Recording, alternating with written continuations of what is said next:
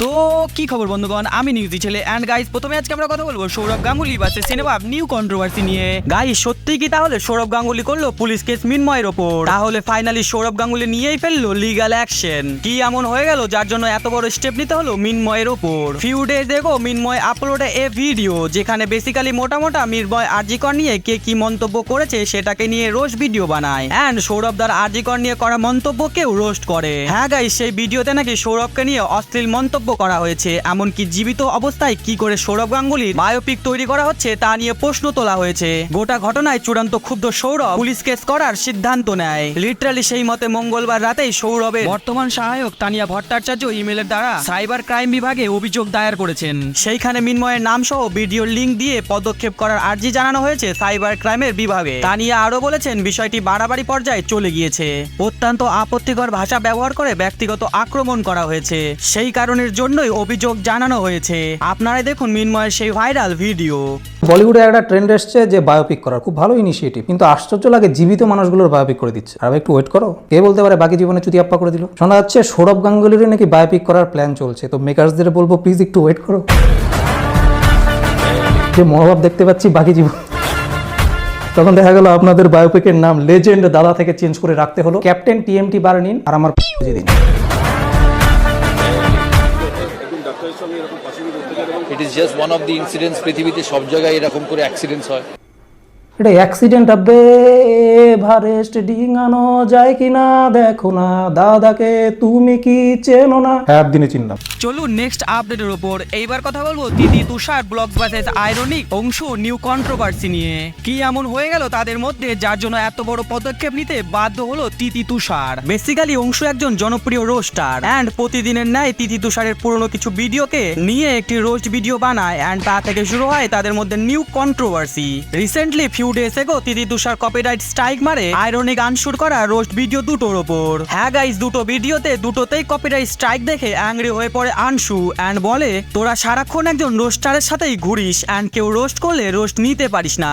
আমি ভিডিওতে কোনো রকম গালও দিইনি বা কোনো বাজে ভাষাও প্রয়োগ করিনি, এমনকি ভিডিওতে তোদের মাকে আন্টি বলে সম্মান দিয়েও কথা বলেছি, তবুও আমার চ্যানেলকে স্ট্রাইক মেরে ক্ষতি করলি। বড় বড় রোস্টাররা রোস্ট করলে ক্যাজুয়ালি নাও, আর আমার মতন ছোট রোস্টাররা রোস্ট করলে স্ট্রাইক। ইয়েস গাইস, এর উপরে তিথি তুষার তাকে রিপ্লাই দিয়ে বলে কিছু শো কল রোস্টার কন্টেন্টের নামে আমাদের পুরনো ভিডিওর ক্লিপ ইউজ করে নোংরা মন্তব্য করে, সেগুলোতেও আমরা কিছু মনে করি না। যেগুলো এক্সট্রিম লেভেলের চলে যায় তাদের আমরা একটা মেল বা SMS টেক্সট করে জানাই, অনেকে নিজে থেকে ভিডিও রিমুভ করে দেয়। আমরা অনেক আগে থেকেই বলে এসেছি যারা আমাদের মা বাবাকে নিয়ে নোংরা মন্তব্য রাখবে অথবা ফুল ভিডিও নিয়ে কপি পেস্ট করবে তাদের কিন্তু আমরা ডাইরেক্ট স্ট্রাইক মারি। অ্যান্ড আরো বলে ফুটেজ দিতে চাই না এরকম মেন্টালিটির কাউকে, তাই নাম মেনশন করলাম না। আর হ্যাঁ ভাই, তোর 1 লাখের চ্যানেল ওড়ানোর কোনো ইন্টারেস্ট নেই আমাদের, ব্যাপারটা লিমিটেড ছিল না তাই স্ট্রাইক দিয়েছি, এটা ওয়ার্নিং হিসাবে ধরে নে। এরপরও তোর বক্তব্য আশা করি মুখ বন্ধ রাখবি না, কোনো আপত্তিও নেই ভিডিও বানা, বাট সেটা যদি আমাদের আবার ভুল মনে হয় তাহলে আর স্ট্রাইক খেলবো না। তোর প্রত্যেকটা ভিডিও ডাউনলোড অলরেডি করে নিয়েছি, লিগাল স্টেপের প্রসেসের অনেকটা এগিয়ে রেখেছি, এরপর সেটাই প্রসেস করে দেব। মনে হলো বয়স অল্প তাই বোঝালাম, নয়তো বোঝাতামও না। কাউকে ছোট করে কখনো নিজে বড় হওয়া যায় না। এরপর আর কি, অংশ আরো একটি ভিডিও পোস্ট করে দেখায় যে তার দুটো ভিডিওতে তারা কপিরাইট স্ট্রাইক মেরেছে। আরো বলে ভিডিওতে আমি কি কোনো খারাপ ভাষার প্রয়োগ করেছি বা পার্সোনাল অ্যাটাক করেছি তোমরাই বিচার করো। তোরা যে পরিমাণ ভিডিওতে নোংরামো করিস সেই হিসাবে তো আমি কিছুই বলিনি। নোংরামো করলে দোষ নেই আর রোস্ট করলেই ব্যথা হয়। যাই হোক, আপনারাই দেখুন আইরনিকের সেই রিপ্লাই ভিডিও।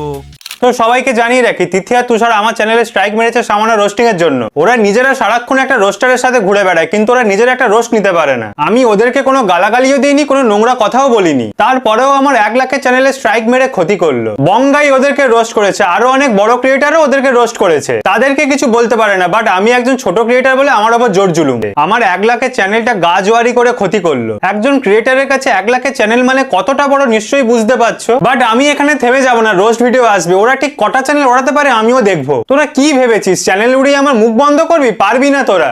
তিথি তুষার বলছে আমি নাকি ওদের মা বাবাকে নিয়ে নোংরা মন্তব্য করেছি, বাট তোমরা বিশ্বাস করো আমি ওদের মা বাবাকে নিয়ে কোনো নোংরা মন্তব্য করিনি, বরং কাকিমা বলে সম্বোধন করেছি। তোমরা নিজেরাই সেটা দেখে নাও। আরে চাপ নেই কাকিমা, তুমি এইভাবেই নিজের কাজ চালিয়ে যাও। এবার তোমরাই বলো আমি ওদের কোথায় নোংরা কথা বলেছি? কোনো জায়গায় আমি ওদেরকে নোংরা গালাগালি দিয়ে কোনো কথা বলিনি। তারপরে ওরা ক্ষমতার অপব্যবহার করছে, ওরা আমার ভিডিওতে স্ট্রাইক মারছে। আমি তো ওদের কোনো ভিডিও রি-আপলোড করিনি, তাহলে ওরা কিসের ভিত্তিতে স্ট্রাইক মারছে? আসলে নোংরামি করে হাতে টাকা এসে গেছে, পাওয়ার এসে গেছে, তাই ছোট ক্রিয়েটারের উপর জোর জুলুম করছে। যাই হোক, চলুন নেক্সট আপডেটের ওপর।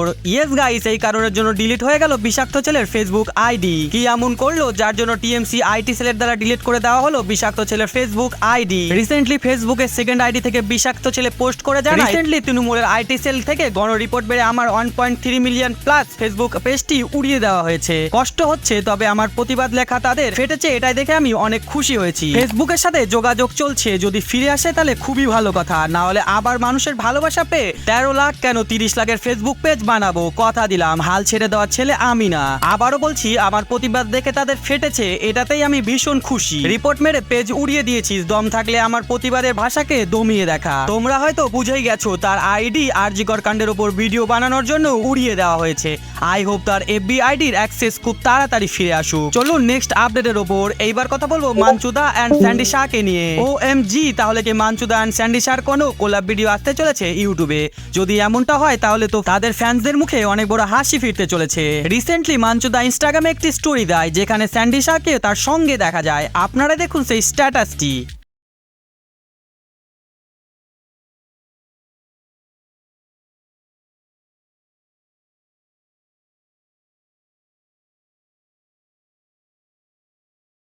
চলুন নেক্সট আপডেটের ওপর। এইবার কথা বলবো এক সিম্পল বাজে ঘেন্নাজনক ঘটনাকে নিয়ে। লিটারালি গাইস, মানুষ কতটা নিজে নামলে এই রকম বাজে কাজকে আঞ্জাম দিতে পারে।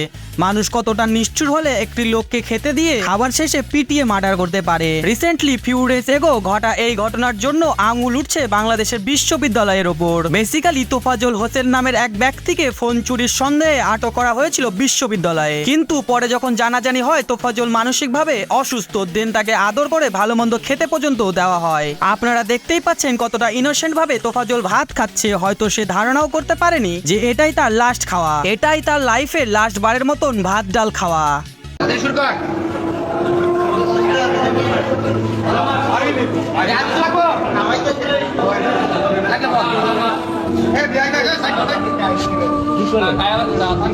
খাবার কেমন ভাই?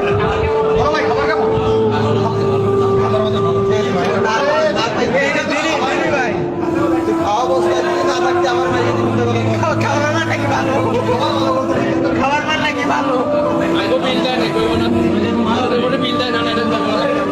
যাই হোক, চলুন নেক্সট আপডেটের ওপর। ইয়েস গাইস, দাবা অলিম্পিয়াডে সোনা জিতলাম আমরা, অর্থাৎ ভারত। লিটারালি ইতিহাসে প্রথমবার দাবা অলিম্পিয়াডে সোনা জিতেছি আমরা। রিসেন্টলি হওয়া হাঙ্গেরি বুদাপেস্টে 45তম দাবা অলিম্পিয়াডে ওপেন বিভাগে ভারতীয় পুরুষ এবং মহিলা দল স্বর্ণ জিতেছে। যারা জানে না তাদের বলে দিই, সেম অলিম্পিয়াডে আরেক বছর অর্থাৎ 44তম দাবা অলিম্পিয়াডে ভারত ওপেন বিভাগে ব্রোঞ্জ জিতেছিল। ফাইনালি এবার গোল্ড জিতে সাফল্যের নতুন ইতিহাস রচনা করলো Bharat. Literally wow, first time in history India's men's and women's team won gold together at the chess Olympiad record. তারপর আর কি, Rohit Sharma and Lionel Messi স্টাইলে সেলিব্রেশন। পোডিয়ামে পুরুষ ও মহিলার দল দাঁড়িয়ে পড়ে অ্যান্ড সামনে দেশের পতাকা। মেয়েদের মধ্যে তানিয়া সজদেব ও ছেলেদের মধ্যে ডি গুডকেশ পোডিয়ামের দুপাশ থেকে টপি নিয়ে আসে ও সেলিব্রেশন করে। আপনারা দেখুন সেই viral video. Wait a minute, get it how you live it. 10 toes in when we standing on business. I'm a big stepper. I chose get the most, not the lesser. Straight terror, but I got your error. যাই হোক, এইবার কথা বলবো কিছু achievement নিয়ে। Finally মিনময় blogs YouTube চ্যানেলে 1000 subscriber complete. তো many congratulation মিনময় ভাইকে, এইভাবে সবাইকে এন্টারটেনমেন্ট করে যাও। ফাইনালি রাকিব হোসেনের ইউটিউব চ্যানেলে 17 মিলিয়ন সাবস্ক্রাইবার কমপ্লিট। তো মেনি কংগ্রাচুলেশন রাকিব, এইভাবে সবাইকে মনোরঞ্জন করে যাও। যাই হোক, ফাইনালি উমেশ গাঙ্গুলি উর বাঁকুড়া মিমসের ইনস্টাগ্রামে 2 লাখ ফলোয়ার্স কমপ্লিট হয়েছে। মেনি কংগ্রাচুলেশন উমেশ গাঙ্গুলিকে, এইভাবে সবাইকে হাসিয়ে যাও। ফাইনালি অমর মন্ডলের ইনস্টাগ্রামে 3 লাখ ফলোয়ার্স কমপ্লিট। তো মেনি কংগ্রাচুলেশন অমর ভাই, এইভাবে সবাইকে এন্টারটেনমেন্ট করে যাও। ফাইনালি সন্দীপ ডায়েরি পেয়ে গেল silver play button. Many congratulation Sandeep ভাই, এইভাবে আরো এগিয়ে যাও। ফাইনালি গ্লুকোজ পেয়ে গেল তার silver play button. Many many congratulation, এইভাবে আরো এগিয়ে যাও। তো চলো গাইজ, আজকের মতন এইটুকুই। বাকি যদি ভিডিও ভালো লাগে লাইক করে দিও, চ্যানেলে নতুন হলে সাবস্ক্রাইব করে দাও। তোমাদের ভালোবাসা আমার প্রচুর পরিমাণে প্রয়োজন।